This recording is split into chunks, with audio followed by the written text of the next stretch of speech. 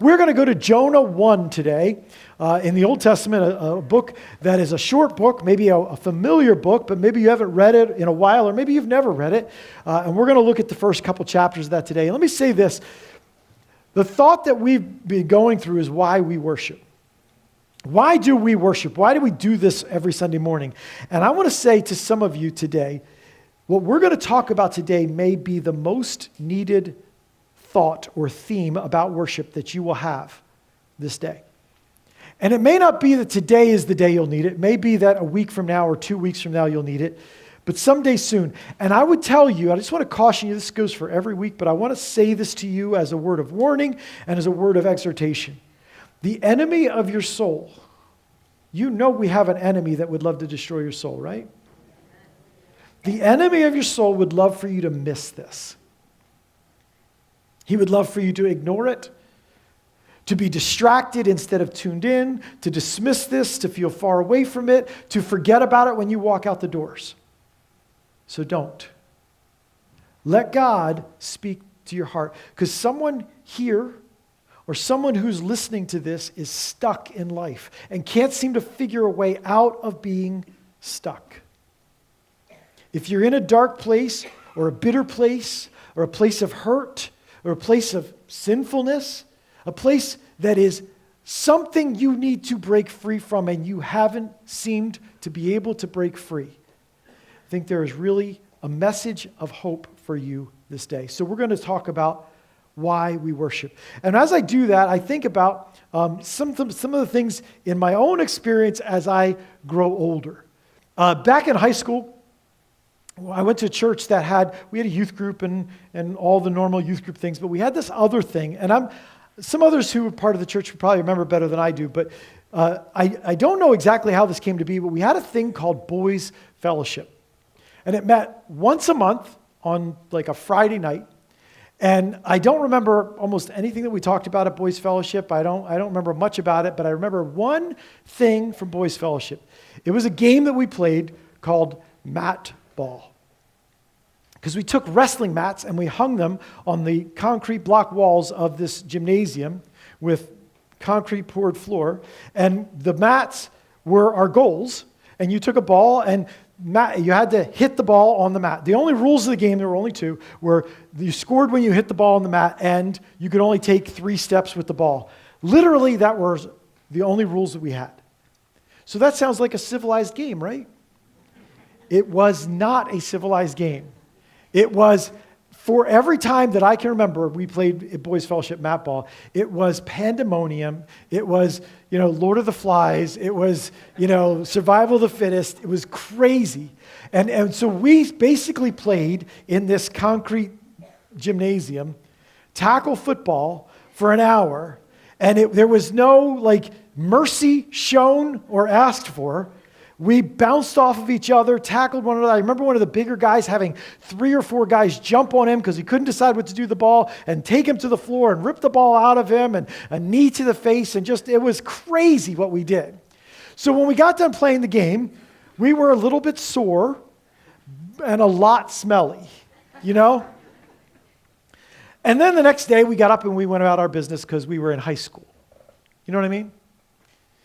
Then about 5 or 6 years later, maybe 7 or 8 years later, we got married and we were going to this church, and the men said, we are going to, Saturday morning, we're going to go down to Glassboro High School and we're going to play tackle football. And I thought, wow, that sounds like fun. So I got up, went down to the Glassboro High School fields, and we started playing tackle football. Now, mind you, I had not done anything athletic in 5 years. But, I was 23, whatever it was, and I'm just like, here we go. And I'm running into people and guys bigger than me and plowing over little guys and just having a blast for 3 hours. The next day, I couldn't move. Literally, day after, 2 or 3 days of I'm just a whiny mess. Men, you feel women, you're like, whatever, it's your own fault. But you guys, you know what I'm saying, right? I put it out there on the battlefield, and I was suffering for the cause that we had. But I started to recognize that I didn't recover quite the same way I had recovered years before that. And as time goes by, I find myself recognizing that recovery is not quite as simple or as fast. I'm a little worn out from this year. This feels like a long year to me so far. I know we're only 6 months in, but it feels like a long year to me so far. And I was thinking on Friday, I don't know that I'm doing more right now than I've done before in my life, and that's why, I feel so worn out. I just think that I just don't have the same capacity I used to have. And it just takes a little bit more time to bounce back from stuff. Anybody else notice this? This phenomenon? Or is it just a peculiar symptom or disease that I have? Time goes on, and as time goes on, you become more and more aware of your need to recover. Usually what we think to recover is rest and time. That's what we think. If I'm hurting, if I've worn myself out, I need to rest and I need to take some time. And that's often very true. But here's the question I want to ask you today. And I want you to think about this with me. What does it take to recover, not in your body, but in the deepest part of you? What does it take to recover in your soul? Sometimes it takes more or different than what we think. What has to happen so that the empty place or places or the broken pieces can be put back together? We think we know and we try things out, but are we doing what it takes not to recover physically, but to recover spiritually? Life beats us up. And so recovery is a frequent need, isn't it? Some of you are right now feeling the need to see God bring life back into your soul. Life throws a lot at you. Sometimes recovery is for a good cause. If you were to go in the hospital and have an operation that maybe saved your life or restored your health, you would be recovering from the operation, which is a good thing, but you would still be recovering from good things, right? Because we as people are limited. We have certain capacity, and when it's worn out, we are worn out, we are wrung out.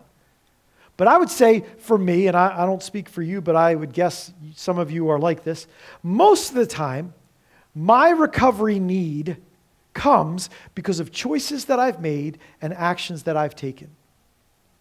The reason that my soul needs to recover is because of what I have done. You may not realize it, but one of the reasons that we worship, and we've been talking about why we worship, one of the reasons that we worship is to recover in this life. And that has significant implications for every one of us. We recover through worship. And what we're going to learn today, what this is going to teach us, what we find out over time, is that worship is not what we do when we've gotten past our problems, not when we've cleaned up our life. Worship is the way we do those things. If you're a believer, worship is not about how I find my way to being clean and clear, and then I can go worship. Worship is the very process for us as believers by which we are healed and recovered. How about that? That is an incredibly powerful truth.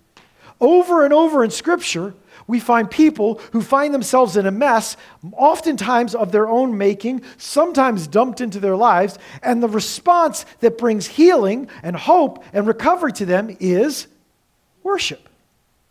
Think about it.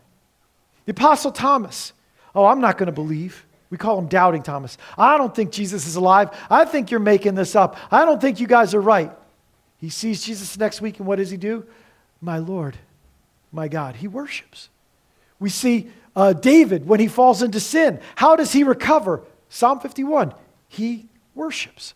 Job, at the end of his struggles, at the end of all that was poured out on his life and all of his loss and all of his friends, how does he recover? At the end of the book of Job is chapters of worship. Saul, who we later called Paul, all of the devastation he wrought in the church, when he's transformed from a non-believer to a believer, how does he recover? Through worship. And over in Scripture, we see this theme, and yet we miss it. And we think, if we're honest, most of us by default think this: I will worship when I've recovered. But we worship to recover. Isn't it ironic? Isn't it ironic that the very healing and recovery we need is often in the worship that we don't feel like doing. Isn't that crazy? That we would worship even when we don't feel like it, because by faith we know that's what it takes. And that's how God has provided it. And I hear it so often, and you feel it so often, and probably hear it as well. Well, I can't go to church right now. I'm not right. I'm not okay. I'm not good. Do you see what you just did? I don't know if we always get it, but understand this, because the enemy will twist this, but this is the truth. You opt out of the very pathway God has given for you to come back because you don't feel like it, because you feel like a mess, because you feel destroyed, because you feel wrung out. The more we resist the provision of God in worship, the more we need it. And because we need it more and more and we refuse the answer, the more we downward spiral. And so we start to get a picture of life and accept a picture of life that is less. We set our expectations lower. We give in to numb. We give in to isolated. We just give up.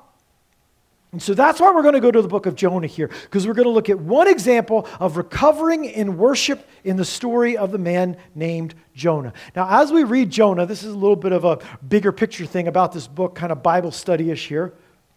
One of the questions that people often ask is Jonah a true story or not? Well, I wasn't there. I don't have firsthand information to give you, but I'll tell you this. This is how I decide that fact. Jesus thought Jonah was a real guy. He thought this story was a real story. So I'm going to take his word for it. Can we do that this morning? We'll just take Jesus' word for the fact that Jonah is a real story. We could get into all kinds of dark pathways on that, but I'm just going to say, since Jesus said Jonah's a real guy, I'm going to believe Jonah's a real guy. And I want you to follow along with the story, because the point is that Jonah tells this story about himself as he writes. And the story that he writes is how he was deeply off track and needed to recover from a huge hole that he had dug for himself. If you were Jonah, now we kind of maybe know the story, but if you were Jonah, you probably would feel like this is too far gone. This is beyond hope. This is unrecoverable. What I have done and where I find myself is beyond the reach of any good, any hope, any recovery. And so if you are broken or wounded and in need of recovery, if life has beaten you down and crushed you, if you think that you've disqualified yourself from a life with meaning or purpose or joy, Jonah's story is for you today. Worshiping the Creator who, think about this, the God who created us chose to be our Redeemer as well. Worshiping Him is a reminder that we can recover from anything that's smaller than He is. We can recover from anything that's less than His love, which is everything. Because our God is great. So, start with me in Jonah chapter 1. We're just going to read the setup in the first 3 verses quickly. I'll give you a little bit of background on this. It says this: the word of the Lord came to Jonah, son of Amittai. Go to the great city of Nineveh and preach against it, because its wickedness has come up before me. But Jonah ran away from the Lord and headed for Tarshish. He went down to Joppa, where he found a ship bound for that port. And after paying the fare, he went aboard and sailed for Tarshish to flee from the Lord. All right, so Jonah is a prophet. That's his job. That's his calling. That's what he's made for do. Jonah is someone who speaks for God. He is God's messenger. And so in the story, as we begin, Jonah gets a message from God. God says, I want you to deliver this message to the city of Nineveh, and I want you to call them to repent. And Jonah says, I don't want to do that. I am not interested in delivering your message. We'll find out later in the passage in the book that he didn't think the Ninevites deserved God's mercy, as though any of us deserve God's mercy. The point of mercy is you don't deserve it. That's the point of mercy, right? But Jonah was like, I don't want them to have it. I don't like them, and I don't want them to be offered hope. So Jonah goes the other direction. I want to show you, if you've never seen this before, I want to show you the map of where Jonah decided to go as opposed to where God asked him to go. So God said, I want you to go to Nineveh. All the way on the right hand of your screen, up at the top of the red pathway there, is the city of Nineveh. In the middle, there's the city of Joppa, which is the port city that Jonah went to. And all the way over on this side, the left, is the city of Tarshish. Jonah has said, why do you, when God says, I want you to go to Nineveh, why do you, leave it up for me, Bob, why do you head the other direction? Why do you go 5, 6 times further than God asked you to go? Why do you go exactly the opposite direction? Because you said, God, I am running from you, and I'm going to make it impossible for you to do what you said you're going to do. Notice, that whole journey there versus that journey there. And by the way, if you've ever looked at the story and thought about it before, when Jonah is in the rest of the story, when Jonah is out at sea and in the belly of the whale and the whale spits him up, do you ever think that God delivered him to Nineveh and he just got up and he walked into the city? Do you see how far away he is from Nineveh when he gets out of the whale? He's got a couple weeks of walking ahead of him to think about what happened. He's not just like, oh, here I am at Nineveh. God brings him back almost to the same spot where he asked him in the first place to go and says, okay, redo. And so Jonah heads out to run away from God.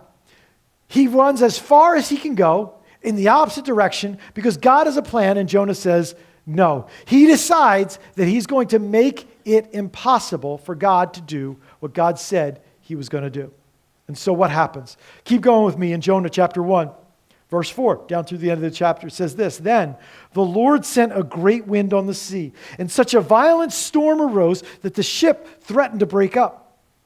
All the sailors were afraid, and each cried out to his own God, and they threw the cargo into the sea to lighten the ship. But Jonah had gone below deck, where he lay down and fell into a deep sleep. The captain went up to him and said, how can you sleep? Get up and call to your God. Maybe he will take notice of us so that we will not perish. Then the sailors said to each other, come, let us cast lots to find out who is responsible for this calamity. They cast lots, and the lot fell on Jonah. So they asked him, tell us, who is responsible for making all this trouble for us? What kind of work do you do? Where do you come from? What is your country? From what people are you? He answered, I am a Hebrew, and I worship the Lord, the God of heaven, who made the sea and the dry land. This terrified them, and they asked, what have you done? They knew he was running away from the Lord because he had already told them so. The sea was getting rougher and rougher, so they asked him, what should we do to make the sea calm down for us? Pick me up and throw me into the sea, he replied, and it will become calm. I know that it is my fault that this great storm has come upon you. Instead, the men did their best to row back to land, but they could not, for the sea grew even wilder than before. Then they cried out to the Lord, please, Lord, do not let us die for taking this man's life. Do not hold us accountable for killing an innocent man, for you, Lord, have done as you pleased. Then they took Jonah and threw him overboard, and the raging sea grew calm. At this, the men greatly feared the Lord. They offered a sacrifice to the Lord and made vows to him. Now the Lord had provided a huge fish to swallow Jonah, and Jonah was in the belly of the fish 3 days and 3 nights. Jonah decides he's going to run from God. God decides that he's not. I don't know if you've ever said, God, I'll take it from here. I'll do it my way. I'll be working on my plan. Thank you. The patience thing was nice, but I'm kind of done with it. I don't want any more patience. I don't want any more waiting. I don't want any more direction that seems to be going. I think I know where this is all headed, and I'm not in. I want something different. I don't like what you're doing. I don't like the way this is going, and so God, I will take it from here. If you have, what I know is there's fallout to that. Fallout in your life that is unpleasant, that is misery. And every single time you find yourself in a place of recovery, it comes back to this one root. And the root is the fact that God is in charge and we aren't.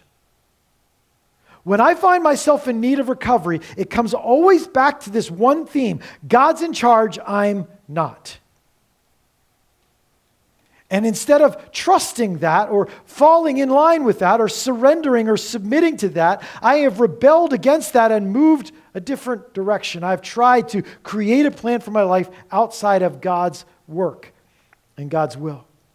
So my desire to take control from God creates problems, creates fallouts. Probably not the same as Jonah's, but you could say metaphorically, he sees a storm, and it is a storm that doesn't seem to have an end. It is a storm that they can't deal with. It is a storm that threatens to wreck them, to destroy them. It is danger. It is life and death for them because of this storm. I will warn you right now, and I will warn myself. No matter what you think about your plans and your strength and your ability and your cleverness, you will never outmaneuver God. You might be sitting here hiding today, trying to pretend to be some kind of spiritual whatever, and you think you got everybody fooled. You have not fooled God one bit. You cannot run from God, turn your back on God, and just live on without consequence. What we get fooled into thinking is that if I hide it from people, I'll be all right. But you've forgotten that people don't matter. Because you can't hide it from God. And so that's where we need to deal with it. Jonah decides to run. And God says, you're not going to run from me. Because what I say is right is actually right.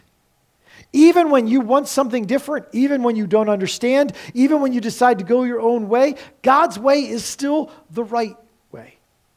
And there's wreckage every time from turning away from the Lord. So they did what we all do. They said, well, what can we do to survive this storm? Here's the storm raging. And so what did they do? They started throwing stuff away that they would have never sacrificed. They would have never thought to sacrifice the cargo on their ship. But because of the storm, they're starting to lose things that previously were precious to them. Does this reflect anybody's experience in walking away from God? They start praying prayers that they had no idea or no desire to pray before. But in the storm, suddenly it's, pray to your gods. Maybe they will help us. So what can we do? What can we do for this storm? How can we get out of this storm? How can we survive this storm? Here they are. They are in danger. They have been put in danger. And now Jonah says to them, what you're going to have to do is throw me overboard.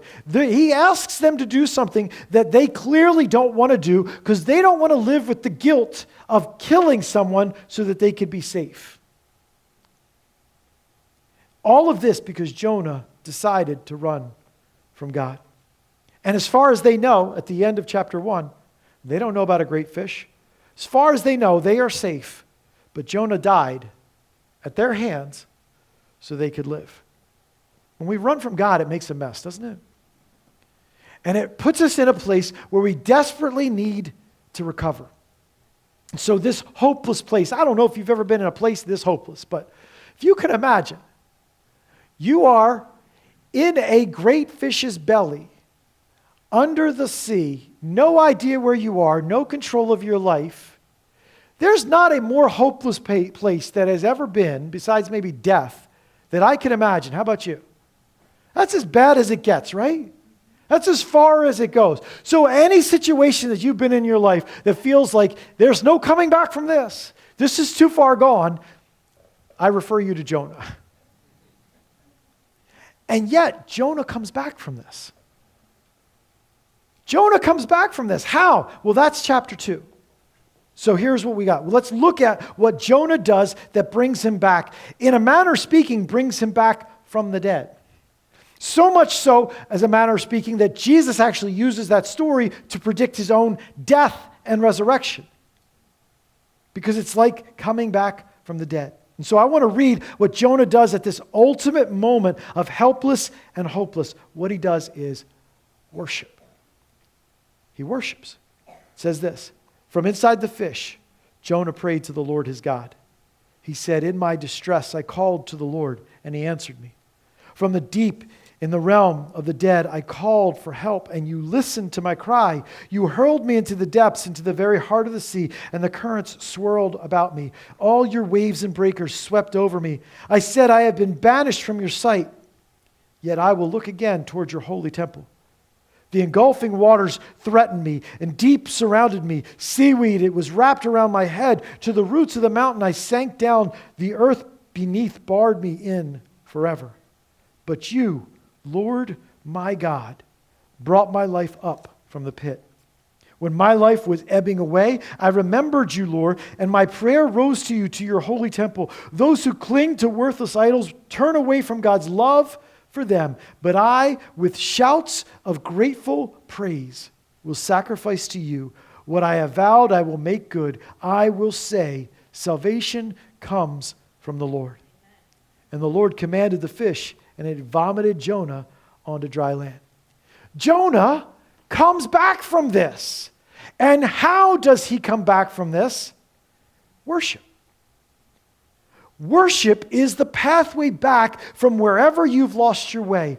It is the pathway out of wherever you've gotten stuck. It is the invitation to freedom and healing that you need over and over again. It is not for the perfect people. Worship is not for the perfect.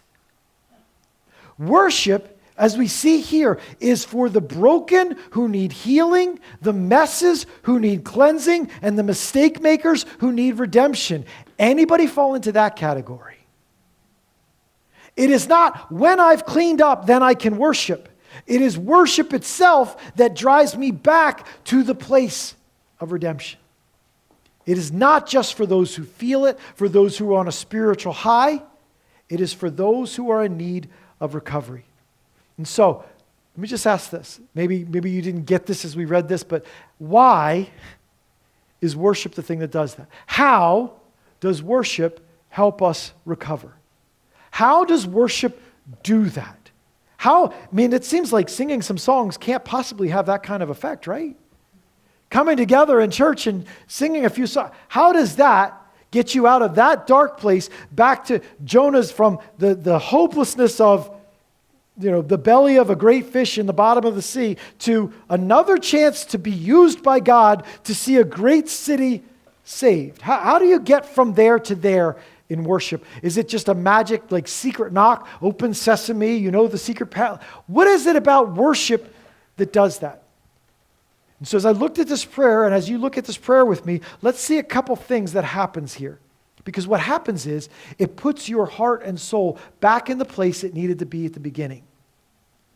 Worship is the way that we make the choice to go back to things that we should have been doing before, but we set aside. So first thing I see is that his worship brings him to a place of humility. You cannot worship proud. And by the way, if you are all concerned with who's around you as you worship, you are trying to worship in pride and self-focus. So I know this. You're like, well, I've worshiped in bad times before, but it's never helped me. Well, let me ask you, have you ever just flat out been so desperate that you didn't care what anybody thinks? That you just like, God, I am here to put my life in your hands. I am desperate for you. I am so much weaker than I acted like I am. I am so much more lost on my own than I ever was with you. I was wrong to think that I would guide my own way. I am absolutely convinced you have to guide me. He says, I called to the Lord. I called for help. There are these cries out to God that recognize a position. Even the, I will lift my eyes and look to your holy temple again, is I've taken my eyes off of where my help comes from. So I'm going to look back there because I have made the mistake. I am the one who is wrong. For many of us, we miss this because when we come to worship, we're just about what it feels like. Ooh, I like that song. Ooh, that's upbeat. Oh, I feel better. But did you feel worse? Humility is about stopping the focus of you. Humility is not about feeling bad. It's not about beating yourself up. Humility is about you not being the point of what you're doing. And humility is a pathway to faith, is a pathway to the power of God. When I stop trying to make it what I think it should be, that allows God in by my submission and my surrender and my repentance to do exactly what needed to be done in the first place. And so in worship, we turn from the idea of saving ourselves. In worship, we turn from the idea of saving ourselves. Humility. We humble ourselves before God. When we become children of God, that's where we start, isn't it? If you are saved, if you have been born again, don't you start at, I recognize I can't save myself? I'm not okay, and I can't do anything about it. There is a necessity of humility in order for me to turn from my sin, to turn from my own control, and surrender my life and put my life in the hands of Almighty God. There's humility that's required. And that is the attitude and the aspect that worship brings that we need, that allows God to heal, restore, and bring recovery to our soul. Second thing, I notice that in worship, he turns his eyes back to the Lord. I remembered you, Lord. I lifted up my eyes to you. He calls out to God, and his sights have been on, I will not help those people. But in the belly of the fish, in his need for recovery, when he decides to worship, he stops looking at those people and he starts looking back at God. As a matter of fact, in worship, he stops looking at just his circumstances and he starts to look at the one that he believes is above and beyond his circumstances. When you need recovery, most likely your eyes are on the circumstances and situations of this life. When you are worn out and beat up and discouraged, you are looking at the problems that you're facing, the stresses that you have, the weights that are on you. You are weary from all of that stuff. But worship takes your eyes off those problems and puts it onto the answer, right?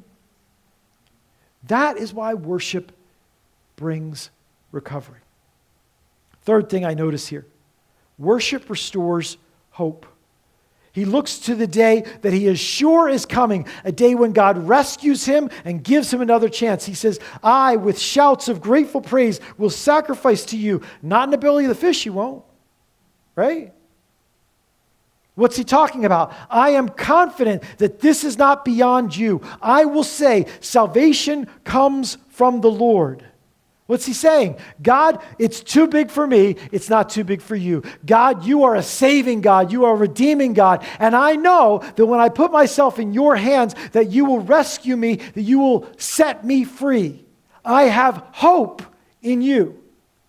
If you walk in hopeless, if you walk into a Sunday without even showing up here, hopeless, the pathway back, the pathway of recovery comes from worship. When I recognize that God is bigger than anything that I face, He is more powerful than anything that threatens to overcome me. He has more provision for my life than I could ever make for my own life. His plan is better than my plan. And so I come in humility, I lift my eyes up to Him, and as I see Him for who He is, my hope is restored. This is how worship causes us to recover. And I say this to you today because I feel like the Church of Jesus Christ takes worship very flippantly. We take it or leave it. It's fine when I get there. It's fine when the songs are nice. It's fine when I'm there early enough. But if I get there 4 or 5, the real point is I made it to church. You know? But worship is this vital gift that God has given to us to help us recover. Can you think of a more powerful way to fill up your life with hope and with purpose when you feel like it's all been drained out of you than getting together with your brothers and sisters and lifting up our great God, worshiping and bowing before Him, giving praise to His great name? It is the way that we recover. And sometimes you don't feel it, but it can still be the pathway to recovery because it's a step of faith. It's a step in by faith. The majority of the story so far has been a downward spiral. As a matter of fact, all those verses that I just read, all of it except the last verse was pre-redemption. The whole story is about he's downward spiraling, and then Jonah responds in worship, and the actual salvation comes in just a few words at the end of chapter 2. Because we don't need a lot of instruction about when God rescues you. It's like, that's awesome. But what we need is the eyes to see and the ears to hear what Jonah learned the hard way. That God is God and I am not. And worship is how God brings recovery when I forget that. Worship is how God offers recovery to the most desperate among us. I pray that it is something that you will not take lightly or for granted. It is why you need to be here every week you can. It is why we call this a service. I don't know if you've ever thought of that. We call this a service. Sunday morning service. What time are your services? What are we serving? Hope, life, through the name of Jesus, the Savior, the Redeemer, the Rescuer. You need this. Especially when you don't want this. You need this. And I'm saying it to you because the enemy will come at you with, hey, it's summer. Let's go do some fun things. And please go do some fun things in summer. But don't write off what is necessary for the health of your soul so that you can recover from the rest of the year, because you've set aside what recovers the most important part of you, the eternal soul that God has given you. Over the past 2 months, we've looked at why we worship. Next Sunday, we're going to worship all morning. And I hope that you're here. We worship to do battle because life is a war. The biggest war I have is against me, wanting to be in charge. We worship to give God glory because God is great. We worship to respond. We worship to give thanks. We worship to surrender. We worship to fix our hope, to put down an anchor of hope into the solid ground of our God when the storms of life rage around us and we don't feel like we're going to be able to hold on. And we worship because probably every single week we need the recovery that worship will bring to our soul. And I pray that as a church, we will engage this week after week after week. We worship a great God who does great things in our lives.